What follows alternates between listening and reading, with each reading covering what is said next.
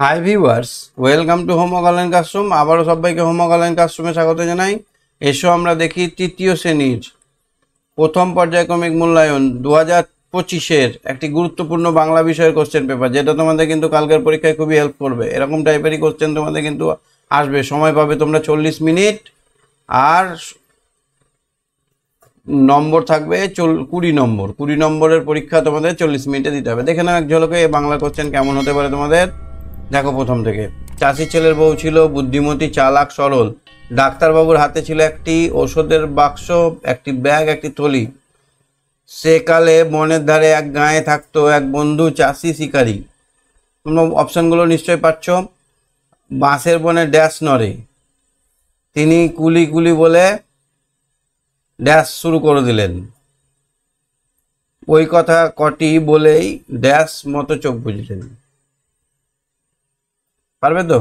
আমি বলো তো কি বলবে। শিকারি কি দিয়ে শিকার করত? ফুলপরীরা কেমন পোশাক পরে? আলসেমির অর্থ কি? কুড়েমি বা আলসেমি। পুলক মানে আনন্দ, গর্ব, উদ্ধত, এগুলোর মানে লিখতে হবে। বিপরীত শব্দ উচিত, উচিত, অনুচিত। মস্ত, ঘন, চমৎকার, এই চারটের বিপরীত শব্দ লিখতে হবে। 2 নম্বর আছে। বাক্য গঠন করো। মানুষ, মানুষ দিয়ে একটা বাক্য লিখতে হবে। আমরা সবাই মানুষ, এটা লিখলে হবে না, তোমরা নতুন করে কিছু ভেবে লেখো। অলস,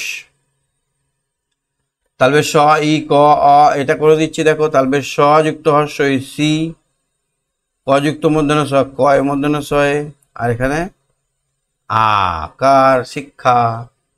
ব যুক্ত অন্তর্য মানে বয় জ ফলা। আ যুক্ত গ, আকার যুক্ত গ, ব্যাগ। তাহলে অথবা শব্দ যুগলের অর্থ পার্থক্য দেখো। তীর মানে কি আর তীর মানে কি? তীর মানে বান, আর তীর মানে নদীর উপকূল। জীব আর জীব, জীব মানে কি? আমাদের ইন্দ্রিয়, আর জীব মানে প্রাণী। সারাদিন কবিতাটি 8 লাইন মুখস্থ। সারাদিন ভালো লাগে নানা পট করে লিখে দেবে, খুবই ছোট ছোট লাইনগুলো। এই ছিল তোমাদের 40 নম্বরের কোশ্চেন। এই 20 নম্বরের কোশ্চেন 40 মিনিটের মধ্যে করতে হবে, অনেক সময় পাবে। সুন্দর হাতের লেখায় শেষ করবে। আশা করি সবাই খুব ভালো করে পরীক্ষা দেবে। কালকের পরীক্ষাটা খুব ভালো করে দাও। Tata, bye bye.